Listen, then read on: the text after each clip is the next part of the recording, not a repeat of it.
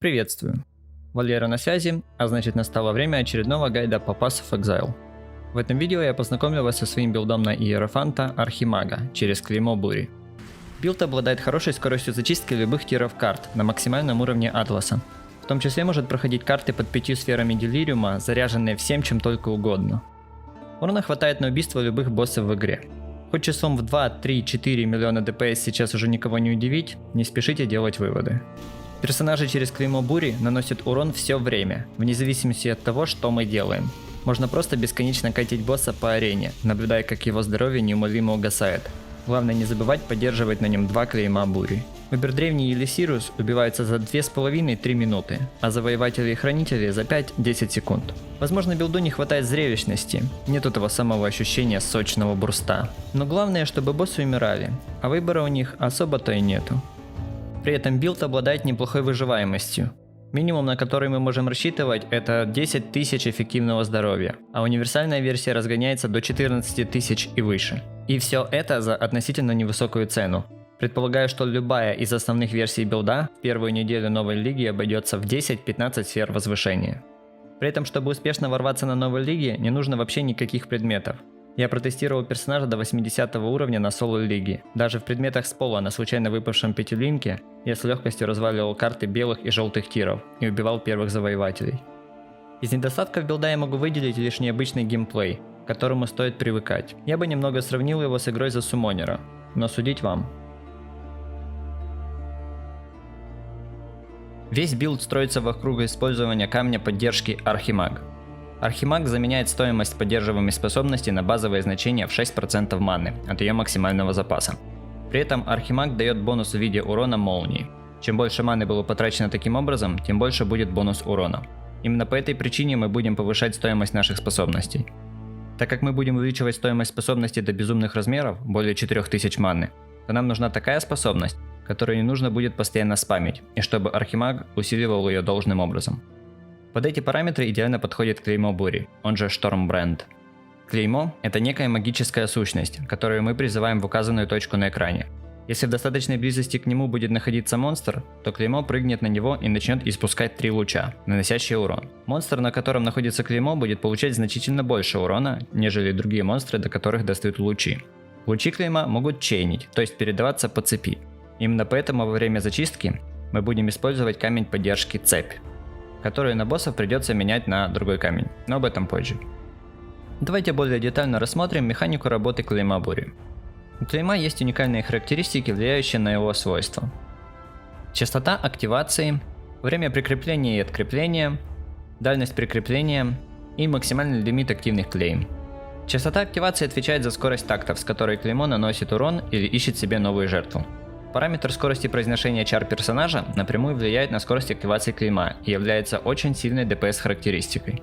Время прикрепления и время открепления определяют, сколько клеймо может находиться в том или ином состоянии. Базовое время прикрепления составляет 5 секунд, открепление 10. Клеймо исчезает, когда хотя бы один из этих таймеров истекает. Мы будем увеличивать время действия брендов за счет талантов и способности возврат клейм, о которой я также скоро расскажу. Дальность прикрепления отвечает за минимальное расстояние, на котором открепленное клеймо может прыгнуть на врага. Базовый лимит клейм составляет 3 штуки. Мы, конечно же, будем его повышать за счет талантов в дереве и талантов на кластерных самоцветах. Также на врага нельзя прикрепить более чем одно клеймо, а за взятием руническая вязь 2 клейма. Чтобы мгновенно переместить все существующие клеймы к себе, мы будем использовать способность возврат клейм. При нажатии возврат мгновенно открепляет все клеймы от врагов и перемещает их к заклинателю. Кто играл за суммонеров, сразу же заметит сходство с их сбором. Помимо перемещения, возврат клейм также продлевает таймеры прикрепления и открепления и увеличивает радиус прикрепления всех активных клейм. Бонус радиуса будет работать до тех пор, пока клеймо не найдет себе новую жертву. Большим недостатком клейма Бури является тот факт, что при пересечении радиуса работы нескольких клейм одновременно атаковать врага может лишь одно клеймо. Простыми словами, если на 3 монстров прикрепить 2 клейма, при этом третий монстр будет находиться в радиусе работы обеих клейм, то атаковать лучами его сможет лишь одно клеймо. Но ситуация обстоит немного иначе при использовании камня поддержки Цепь. Моб, на котором висит клеймо, тоже получает урон от луча. Этот луч просто не всегда заметно. Так вот, этот самый луч может и будет передаваться по цепи, невзирая на ограничение пересечения радиуса. Поэтому так важно использовать цепь, ведь без нее зачистка скатывается в помойку. Урон клейма бури – это прямой урон от чар, а значит, что мы можем похищать здоровье с его помощью. Но это также значит, что карты с отражением стихийного урона для нас непроходимы. Мы не будем строить билд через криты. Вместо этого воспользуемся талантом перегрузка стихий. Перегрузка дает на 40% больше урона от стихий на 8 секунд после нанесения критического удара заклинанием. Для реализации максимального потенциала Архимага мы будем собирать огромное количество маны – более 9000. Из-за такого большого запаса маны можно утилизировать моды на экстра энергощит от максимума маны. А также мы будем использовать разум превыше материи, который дополняется талантом Иерофанта «Божественное провидение». Помимо обычной перезарядки энергощита, мы будем похищать энергощит за счет комбинации таланта Похититель душ и таланта восхождения Иерофанта Просветленная набожность. Имея такой большой запас маны, ее нужно как-то восстанавливать, а флакона вкупе с 1000 регенераций маны в секунду попросту недостаточно. Тут в игру вступает мод, мгновенно восполняющий проценты маны при убийстве. 2% мы возьмем в дереве, в таланте Пьющий разум. Еще 3% на фласке Урна-глотателя пепла. Если вам вдруг показалось, что это пустяки, посмотрите еще раз момент с зачисткой. Видите, как скачет манна? Вот именно это работа вышеупомянутого мода. В этом билде будет использован костяк из уникальных предметов, которые используются в подобных билдах через ману. Нагрудник – башня из слоновой кости, щит – призматический страж, шлем – виток разума, амулет – причуда Адзири и перчатки – вестники пустоты. Башня из слоновой кости позволяет нам резервировать здоровье и при этом не бояться хаос урона, который и так опасен для билдов через энергощит. В нашем случае хаос урон будет сначала поглощаться манной, а это значит, что он нам почти не опасен. Ну кроме тех случаев, когда мана почти закончилась, а хаос урон прилетает в этот самый момент. Это еще одна причина не играть этим билдом на хардкоре. Башня также дает хороший бонус маны, интеллекта и за каждые 100 единиц зарезервированного здоровья дает 30 единиц плоского энергощита, которые затем умножаются нашими бонусами на энергощит. Этот бонус дается неравномерно, а как раз за каждую сотню резерва здоровья. Опытные игроки смогут дожать хп до очередной сотки ради дополнительного бонуса энергощита. Щит Призматический страж позволяет без лишних танцев с бубном зарезервировать здоровье. Просто вставляем нужные ауры и забываем. Да, и бонусы щита на устойчивость и ловкость нам пригодятся. Шлем Виток разума дает хороший бонус маны и бонус экстра энергощита за максимум маны, а также бонус регенерирующий ману при получении урона. Амулет Причуда Адзири дает огромные бонусы маны, а также на 25% снижает требования характеристик для камней и предметов. Бонус на снижение нам очень пригодится, ведь используя такое большое количество уникальных предметов в билде и достаточно высокие требования к оставшимся редким предметам, набрать характеристики может быть непросто. Перчатки Вестники Пустоты повышают затраты маны на способности и дают бонусный шанс критического удара к заклинаниям, который нам тоже будет очень полезен, невзирая на то, что у нас не критовый билд. Как видите, все уники идеально подходят для нашего билда, и заменить их будет очень тяжело. Так как мы будем резервировать почти все здоровье, мы можем получить бонус от таланта Вдохновения болью, который даст на 30% больше урона от заклинаний. В билде используется мощная защитная и одновременно атакующая способность Чародейский покров. При использовании покров поглотит значительную часть от текущего запаса маны и даст нам щит, равный количеству поглощенной маны. Щит задерживает 75% входящего урона. Кроме этого, Чародейский покров даст нам бонус урона молнии в размере до 15% от поглощенной маны. Иными словами, чем больше маны у нас будет на момент использования покрова, тем сильнее бонусы он даст. И конечно же, я не мог сделать билд со щитом без использования удара щитом. Конечно же, с камнем поддержки укрепления, чтобы обеспечить персонажа еще одним слоем защиты. Когда вы достаточно снизите время восстановления возврата клейм, происходит это за счет поднятия уровня камней, то с помощью удара щитом можно будет автоматизировать процесс зачистки карт. Вам нужно будет поставить возврат клейм на левую кнопку мыши. На карте призвать все клейма, после чего просто чаржиться по карте. Клейма сами будут автоматически призываться к вам, параллельно убивая всех мобов. Этот способ не является призывом к действию, ведь он лишает вас контроля над возвратом. Но почилить на зачистке можно. Для этого билда я предусмотрел два варианта. Универсальную версию и версию под зачистку. Универсальная версия подойдет вообще всем. Именно в ней бы я рекомендовал играть новичкам, так как она обладает большей выживаемостью. Из-за сниженной стоимости клейма бури в ней меньше урона, но по этой же причине в ней приятнее убивать боссов. Для более опытных игроков, желающих максимально быстро зачищать карты, я рекомендую версию под зачистку. Выживаемости будет поменьше. Зато значительное количество урона позволит быстрее респавнить Сируса, зачищать карты с 5 делириум сферами или керрить карты в группе. То, что это версия под зачистку, не значит, что в ней нельзя убивать боссов. Вовсе нет, с боссами все в порядке. Общая прогрессия билда будет выглядеть следующим образом. Сначала прокачиваемся по актам и собираем начальную версию. Когда приобретем все ключевые предметы для билда, выбираем универсальную версию или версию под зачистку. И для желающих заминмаксить свой билд по самой небылуй, я приготовил еще и дорогую версию билда. Ссылки на все версии Pass of Building для этого билда вы найдете в описании под видео. Также в описании находится ссылка на текстовый гайд по этому билду. В текстовом гайде вы найдете дополнительную информацию, которая не вошла в это видео. В отличие от других сайтов с гайдами, Lootkipper обладает удобным функционалом. Вы можете навести на способность или предмет и тут же получить информацию во всплывающем окошке. Язык важных элементов гайда можно на лету менять при помощи удобного переключателя. Так что неважно, играете вы на русском или на английском языке, сверять названия способностей не придется. Также в гайде есть готовые ссылки на покупку предметов на торговой площадке Pass of Exile. Вы можете выбрать лигу, на которой играете, и ссылка изменится под нее. Это очень сильно упрощает сборку билда, так как фильтры предметов заранее настроены под нужные роллы, а рядом с предметами есть дополнительное пояснение.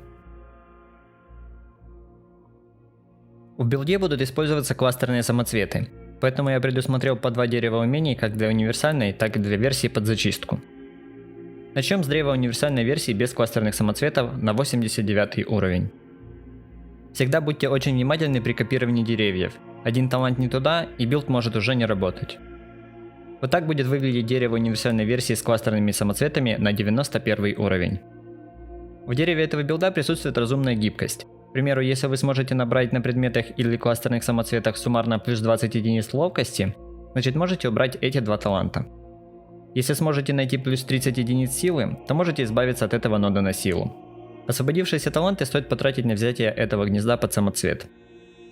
А когда прокачаетесь до более высоких уровней, то просто закидывайте таланты в манну. Все вышесказанное касается любой из версий билда. Далее у нас дерево версии под зачистку без кластерных самоцветов на 89 уровень. Это дерево отличается упором на дальность прикрепления клейм.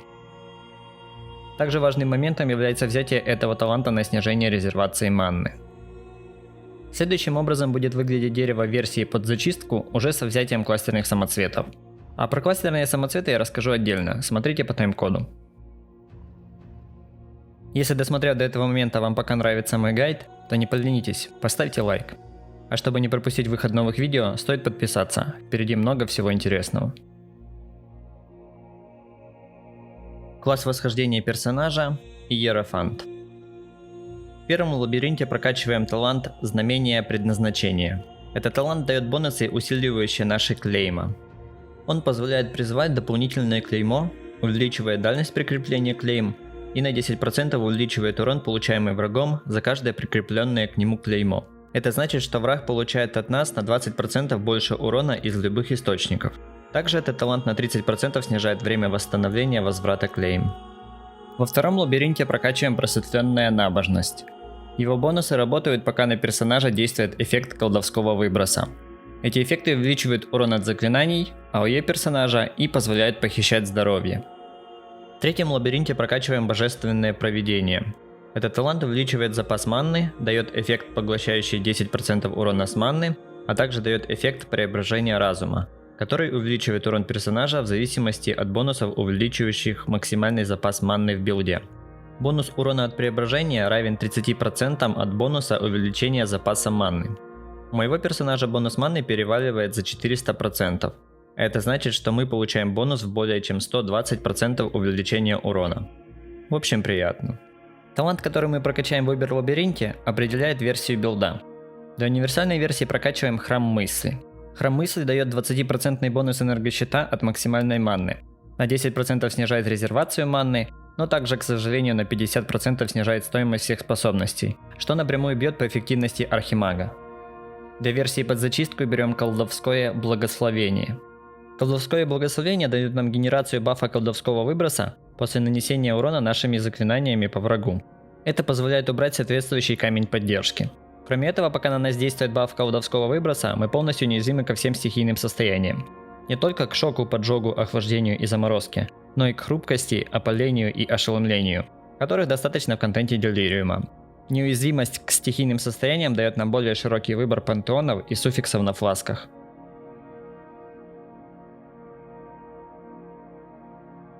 Во втором акте убиваем всех бандитов.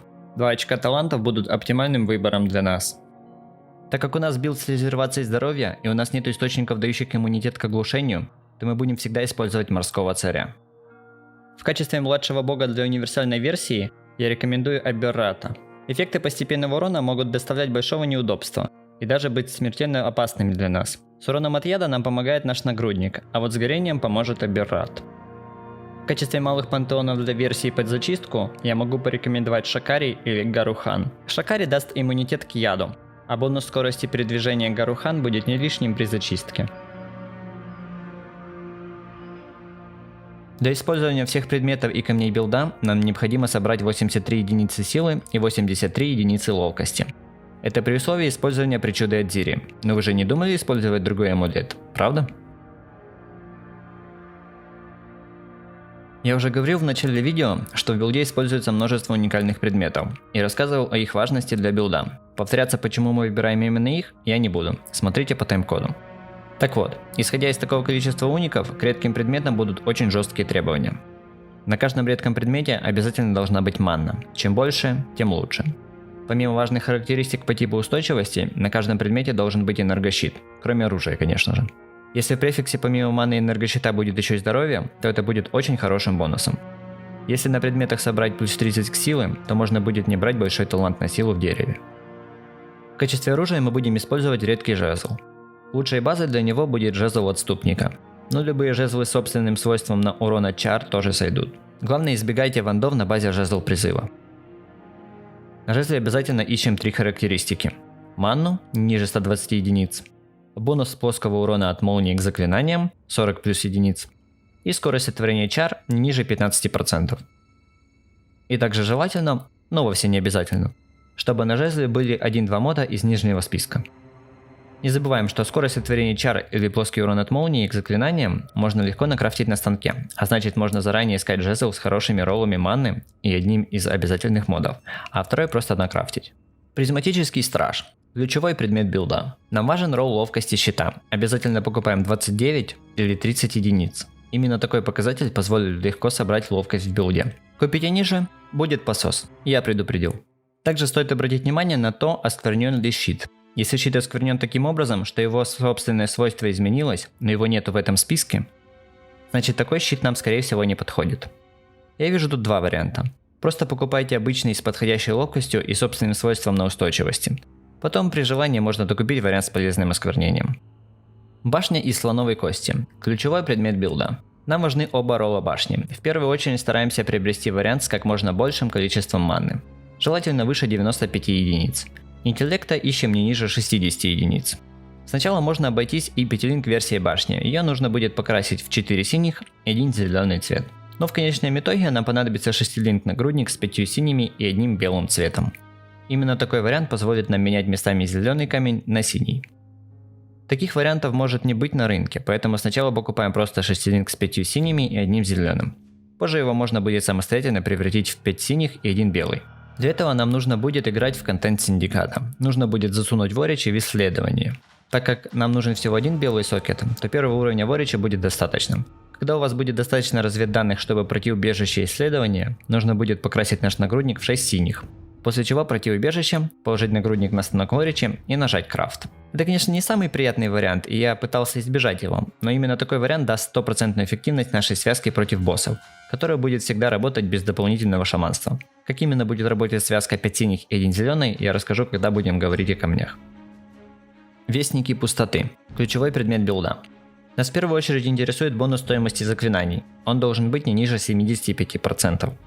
Затем смотрим, чтобы перчатки давали как можно больше энергощита. Желательно, чтобы локальный бонус энергощита был не ниже 230%. Если на старте лиги перчатки слишком дорогие, то покупаем самые дешевые и используем 1-2 божественные сферы, в надежде словить роллы получше. Если ничего путнего не прокнуло, то через денек-другой докупаем с хорошими роллами. На шлеме нас в первую очередь интересует бонус энергетического щита, он обязательно должен быть 10%.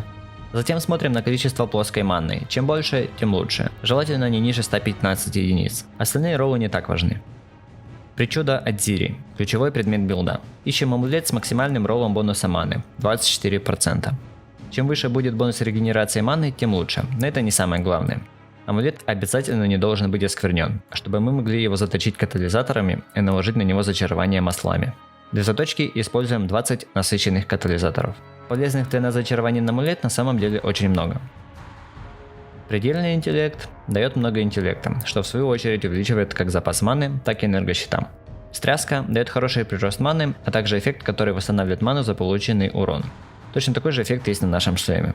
Обряд друидов дает хороший прирост максимума маны, увеличивает длительность флаконов, а также количество получаемых зарядов флаконов. Будет очень полезно при зачистке, так как мы сможем дольше поддерживать фласки активными. Первобытный дух увеличивает запас маны, ее регенерацию, увеличивает количество получаемых зарядов фласок, а также дает плюс 20 единиц силы и 20 единиц интеллекта. Это зачарование может использоваться для добора силы в билде. Нужно будет лишь дополнительно наскрести еще плюс 10 силы на кольцах или малых кластерных самоцветах. Тогда можно будет убрать из дерева талант на плюс 30 силы. Алхимия. Увеличивает запас маны и дает бонусы, связанные с фласками. Увеличивает количество маны, которое восстанавливает наша мана-фласка. На 15% снижает количество используемых зарядов всех фласок. И на 8% увеличивает эффект всех фласок. Это тоже очень хорошее зачарование, в особенности при бою с убербоссами. Мы будем использовать редкий пояс. Лучшими базами будут темные тиски или кристальный пояс. Но для начала подойдут и широкий ремень или цепочка. На поясе мы обязательно ищем ману от 60 единиц, от 40 единиц энергощита и устойчивости к стихиям и хаосу. Если на поясе будет еще здоровье или сила, то это вообще замечательно. Самое главное на ботинках – это скорость передвижения, не ниже 20%. И конечно же мана, не ниже 60 единиц. На суффиксах добираем устойчивости к стихиям и хаосу. Также не забываем про энергощит и здоровье. Кольца должны быть с манной, энергощитом и устойчивостями. Не забываем про возможность добора на кольцах силы или ловкости, для освобождения соответствующих талантов в дереве. Также на кольцах можно скрафтить мод, дающий урон от огня и холода. Этот мод поможет поджигать цели, что будет полезно для работы одной из наших фласок. Если этого мода не будет, ничего страшного. Урна глотателя пепла. Ключевой предмет билда. Фласка дает эффект боевого ража, повышает урон по подожженным целям, а также восстанавливает здоровье, манну и энергощит при убийстве монстра во время действия. Еще фласка имеет разные завуалированные моды. Нам очень важны моды на восстановление манны и щита, обязательно берем 3%. Завуалированный мод берем на скорость передвижения и избежание оглушения. У нас могут быть проблемы с поджиганием целей во время зачистки, но остальные бонусы фласки будут работать. Убербосса же можно поджечь при помощи огненного рывка. Но так или иначе, не парьтесь из-за 10% урона от фласки, это пустяки для игроков пассив билдинг. Пока у нас не хватает на урну, ее можно заменить обычным серебряным флаконом. Префикс стоит выбрать на уменьшение используемых зарядов. Суффикс для универсальной версии должен быть на иммунитет к поджогу, а для версии под зачистку на скорость сотворения чар. Обещание от Зири. Дешевая фласка, дающая бонус урона хаосом и устойчивость к хаосу. Обращаем внимание только на ролл от стихийного урона. Ролл на физический урон для нас бесполезен. Вместо фласки Адзири можно использовать фласку Мудрый Дуб. Новичкам не рекомендую. А опытные игроки и так знают, что с ней делать. Дальше у нас 3 обязательные обычные фласки. Выдержанный вечный флакон манны. Флакон манны, эффект которого работает вне зависимости от текущего запаса манны. И будет работать даже если у нас полная манна. Суффикс для универсальной версии берем на иммунитет к охлаждению и заморозке. В версии под зачистку берем суффикс на иммунитет к проклятиям. Химический ртутный флакон. Эта фласка повышает скорость передвижения. Префикс берем на снижение используемых зарядов.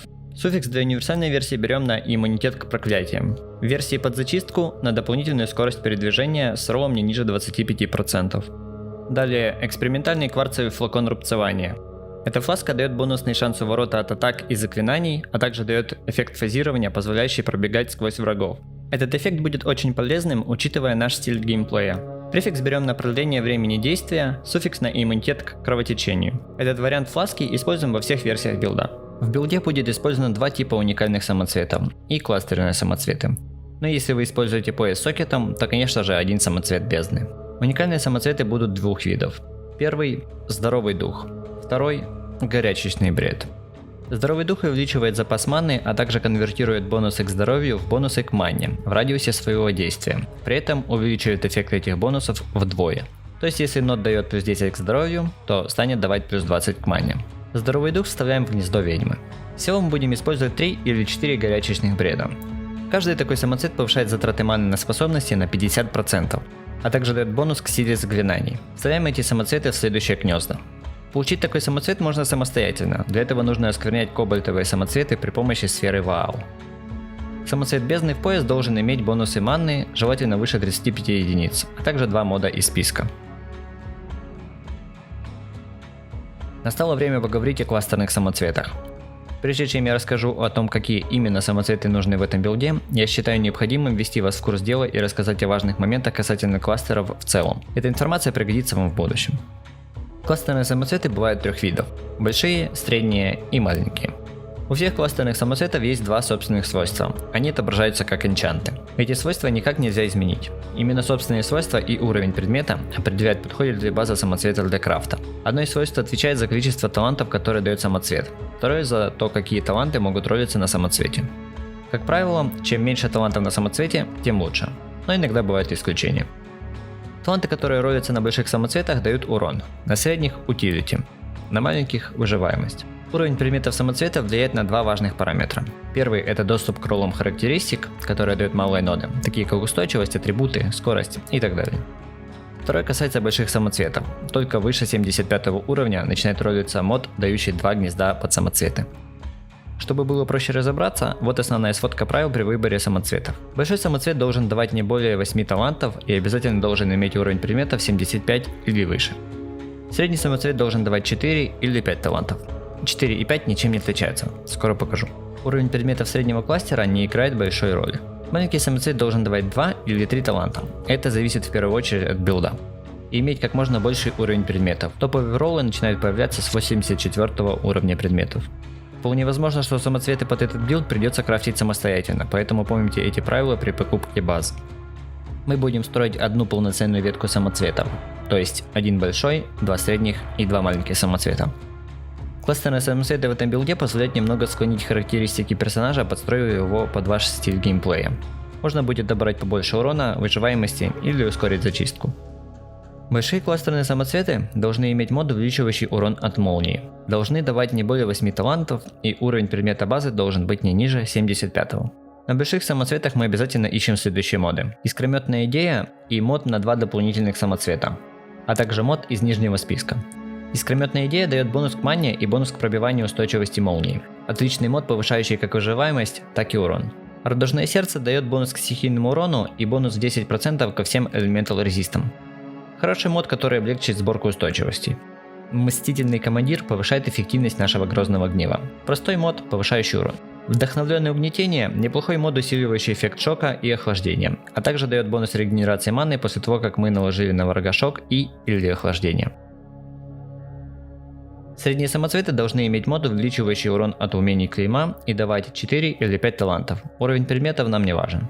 На средних самоцветах обязательно ищем моды. Великолепный план и мод на дополнительный самоцвет, а также мод из списка ниже. Великолепный план дает возможность призывать дополнительное клеймо, увеличивает время действия клейма, увеличит частоту активации клейма, а также увеличит дальность прикрепления.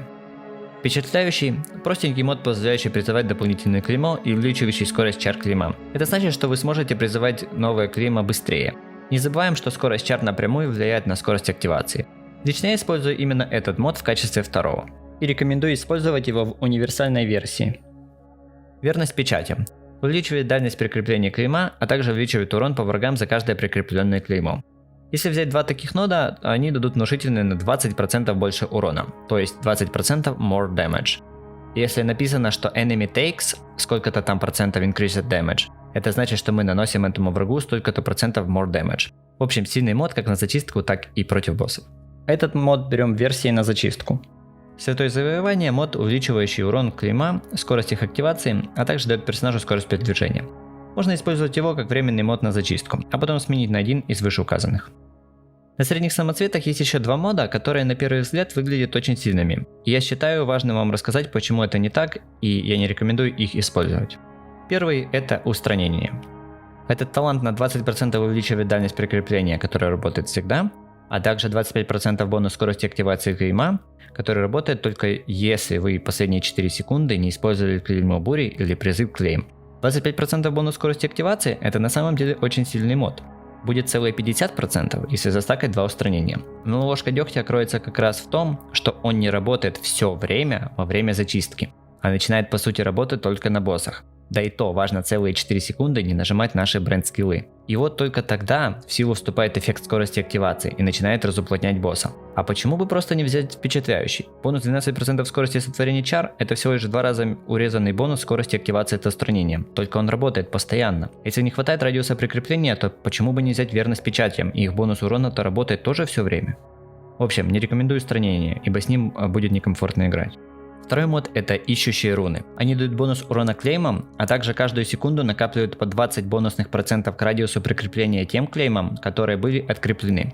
На бумаге звучит неплохо, но мне трудно представить ситуацию, в которой мы бросим свои клеймы без присмотра, не добьем пак с монстрами, рядом с которым будет клеймо. Оно полежит там несколько секунд до того, как радиус станет достаточным для прикрепления к новому врагу, после чего оно прыгнет и начнет демажить этого врага. Игра играется вообще по-другому. Вы бежите рядом с паками, постоянно перепризывая к себе клеймы возвратом, а они уничтожают все, что вы видите, и видят они.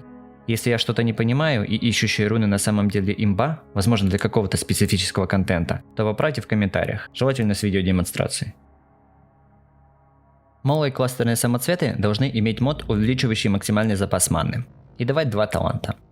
Уровень предметов важен только в случае, если вы хотите добрать на малых самоцветах ловкость. В таком случае подбираем не ниже 78, а лучше не ниже 84. На малых самоцветах существует 2 полезных для нас мода. Это уже знакомая нам искрометная идея и Воятель Волли. Воятель Волли дает 5% бонус экстра энергощита в зависимости от максимальной маны. Такой же мод есть на нашем шлеме. Если нужно больше выживаемости, берем 2 Воятеля. Если урона, 2 идеи. Можно взять по одному для баланса. В версии на зачистку такой роскоши как выбор у нас нету. Поэтому мы обязательно берем 2 Воятеля. При помощи 2 малых самоцветов можно набрать плюс 20 к ловкости, что позволяет освободить вот эти 2 таланта в дереве. Это можно сделать как при помощи модов на ловкость, так и при помощи комбинации модов на ловкость и модов на все характеристики. Крафтятся все самоцветы при помощи базового крафта переменками и царями. Главное, не забывайте про сферу усиления, чтобы лишний раз не перерасходовать переменки. Малые самоцветы также можно крафтить при помощи фосилей. Если нужна искрометная идея, то берем односокетный резонатор с металлическим ископаемым. Если Воятель Волли, то односокетный резонатор с плотным ископаемым. Собрав все необходимые самоцветы, начинаем строить нашу ветвь самоцветов, начиная с этого гнезда. Сначала вставляем большой самоцвет, прокачиваем таланты. Вставляем в него 2 средних, прокачиваем таланты на них. Вот тут как раз видно, почему 4 и 5 нодов это одно и то же. Ну и дальше вставляем малые самоцветы. У вас должна получиться примерно такая же ветвь. Теперь давайте рассмотрим энчанты. Учитывая, что мы будем использовать уникальный шлем, зачарования на клеймо бури для него могут быть невероятно дорогими. При этом их использование в билде вообще не обязательно. Самым полезным будет зачарование на пробивание устойчивости к молнии. Зачарование на урон клейма бури даст меньше урона, чем предыдущее, но все же имеет место быть. Зачарование на шанс дополнительной цепи не стоит внимания, не покупайте его. Также есть несколько полезных зачарований не на основную способность. Во-первых, это зачарование, увеличивающее количество маны, поглощаемого нашим чародейским покровом. И второе, зачарование на волну осуждения, вешающее дебаф на минус 6% ко всем стихийным устойчивостям. Оно уже более подойдет для боссов и будет работать в очень коротких промежутках. Но теперь вы знаете о его существовании. На ботинках есть несколько полезных зачарований. Для зачистки рекомендую зачарование, увеличивающее скорость атаки и заклинаний после убийства. Рекомендую использовать его на постоянке, ведь мы 95% всего времени именно защищаем карты и лишь 5% сражаемся с боссами. Но против боссов есть 2 полезных зачарования. Первое на пробивание стихий, второе на бонус к урону молнии. Оба эти зачарования работают, если не убивать монстров. После каждого убийства зачарование перестает работать на 4 секунды. В общем, подходит только для боссов. Камни в этой части видео относятся только к сборке через энергощит.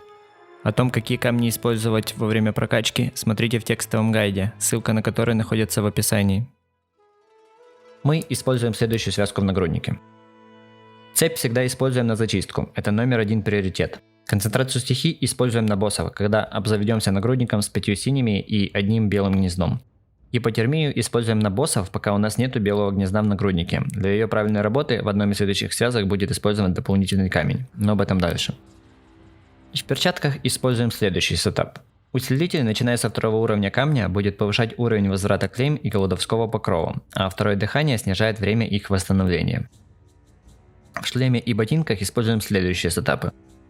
Первый – это сотворение чар при получении урона. Смотрите на помеченные уровни, они не должны превышать указанные.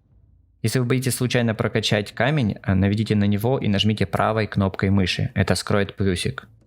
Итак, второе – это передвижение и утилити. Камень колдовского выброса используем в универсальной версии, а камень ускорения чар в версии под зачистку. Колдовской выброс нужно качать до такого уровня, чтобы при использовании огненного рывка на нас всегда вешался баф колдовского выброса. Я не могу дать универсального уровня, ибо на разных этапах у вас может быть разная стоимость огненного рывка. Сверяйтесь по тултипу рывка и тултипу камня колдовского выброса. Это совсем не сложно. Но зато, если запорите и не будете вешать на себя колдовской выброс, персонаж начнет сосать бибу. Пургу нужно использовать до тех пор, пока не обзаведемся одним белым гнездом в нагруднике и не избавимся от гипотермии. Пургу нужно использовать впритык к боссу, чтобы он всегда находился в ней, благо у нее огромный радиус действия. А с таким геймплеем, как у нас, всегда будет достаточно времени для ее использования. Если не вешать пургу, то наша гипотермия не будет работать, а значит мы превращаем нашу связку клейма бури в петельдинг. Я пробовал решить эту проблему добором урона холода на кольцах, но не могу сказать, что это увенчалось большим успехом, ведь у нас не критовый билд и как следствие нам тяжело накладывать охлаждение. Так как мы все равно 95% времени используем цепь, а гипотермия нужна нам лишь на обербоссах, то и париться по этому поводу не стоит. Пурга нормально решает проблему охлаждения. Мы будем использовать только вау-версию правильного огня для получения кратковременного бонуса урона. Это будет полезно в бою с сильными монстрами или боссами на картах. Второе дыхание в этой связке не только снижает время восстановления способностей, но еще и дает один дополнительный заряд к огненному рывку, что будет не лишним при зачистке. В щите используем наши ауры. Чем выше уровень аур, тем лучше. Качество на этих камнях увеличивает радиус работы аур, а если мы постоянно не играем в группе, значит качество на аурах для нас бесполезно. Вау-версию дисциплины стоит применять в опасные моменты после получения серьезного урона, или заблаговременно, если знаете, что сейчас будет больно. В жезле используем сетап удара щитом. Камни прокачиваем до максимальных уровней. Качество на камне укрепления для нас абсолютно бесполезно, не стоит за него переплачивать. Для перфекционистов и любителей минмакса я подготовил дорогую версию билда, чтобы у вас была возможность расти еще дальше. В качестве четвертого таланта восхождения будет использоваться колдовское благословение. Дерево дорогой версии будет выглядеть так. Сразу же рассмотрим самоцветы, так как они напрямую связаны с деревом. Мы в обязательном порядке будем использовать глаз хранителя со свойством, дающим энергощит в зависимости от максимального запаса манны под действием ясности ума. Только самоцвет с одним этим модом стоит дороже любой из предыдущих версий билда. Но если бабки не проблема, то вот вам список из дополнительных полезных модов.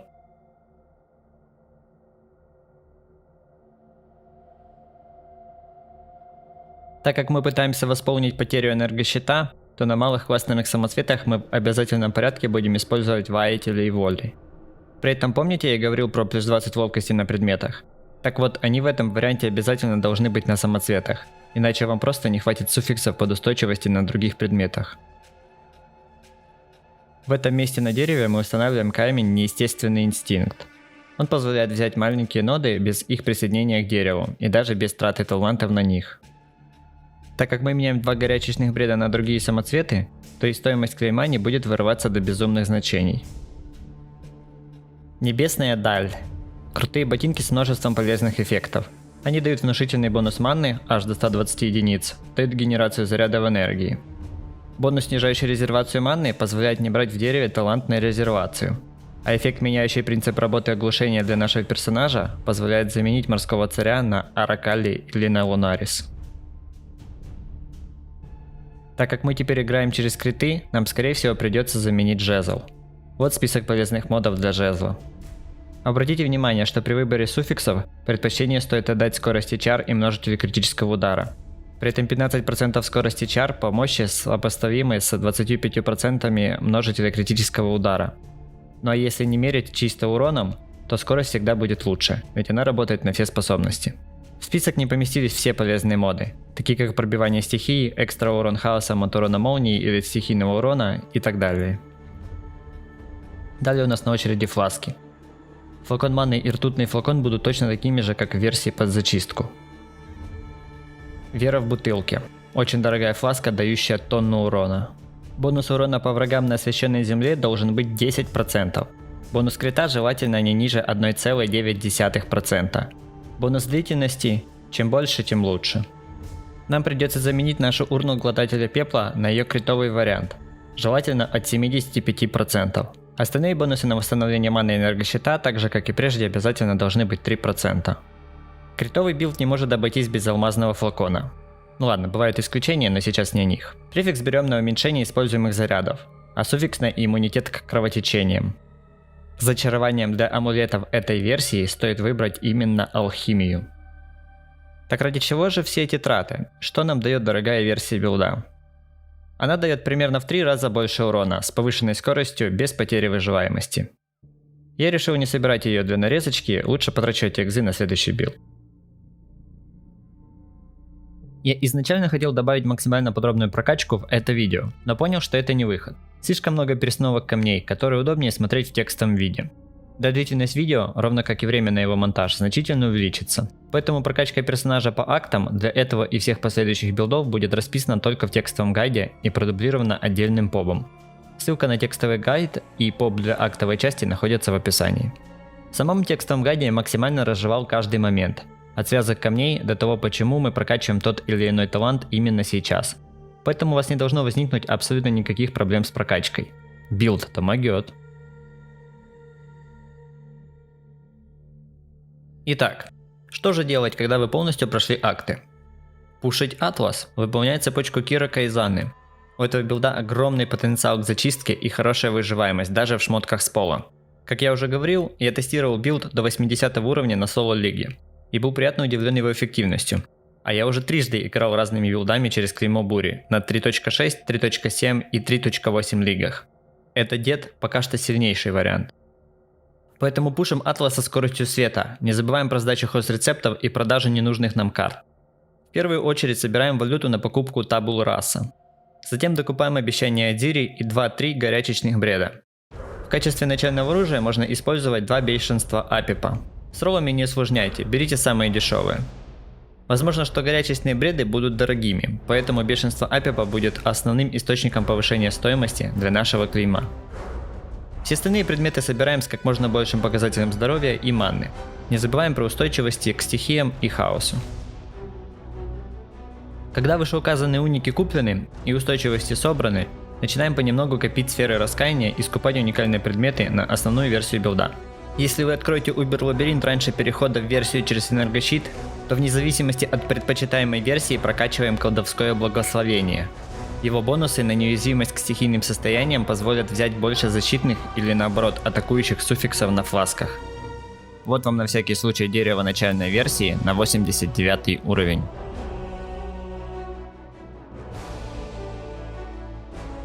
Как только у вас будут все нужные уники, в том числе башня из слоновой кости, хотя бы петелин, начинаем переход в выбранную вами версию через энергощит с деревом без кластерных самоцветов. Совершив переход, вы увидите, насколько сильнее стал персонаж. В этом варианте, на петелинке, уже можно убивать любых убер-боссов, в том числе убер древнего и Сируса 8 уровня. Убер Адири, правда, не выйдет, там проблемки с отражением урона. На этом этапе нужно сфокусироваться на крафте или покупке нужных кластерных самоцветов, и конечно же покупке нагрудника с 6 связями. Как только у вас будут все нужные кластерные самоцветы, меняйте дерево на дерево с кластерами. После того, как купите 6-линк нагрудник, сфокусируйтесь на его покраске в 5 синих и 1 белый цвет. Во время моих многочисленных тестов различных вариаций билда, я случайно сбросил вдохновение болью и не заметил этого. В результате чего персонаж потерял около 20% общего урона. При этом я спокойно фармил все, что можно. Большинство футажей в этом видосе записаны именно без вдохновения болью. Поэтому я с уверенностью могу утверждать, что если даже на 20% понерфит урон персонажа, то этот билд все еще останется очень сильным. Лично я планирую стартовать следующую лигу именно этим дедом. Но не волнуйтесь, другие крутые билды еще впереди. Благодарю всех, кто подписался, а также ставит лайки и пишет комментарии под видосами. Чем больше лайков и комментариев, тем больше YouTube будет рекомендовать мои видео другим людям. Это мотивирует меня на создание нового контента. Если желаете поддержать меня финансово, в описании есть ссылка на донат. А на этом я с вами прощаюсь. До скорого.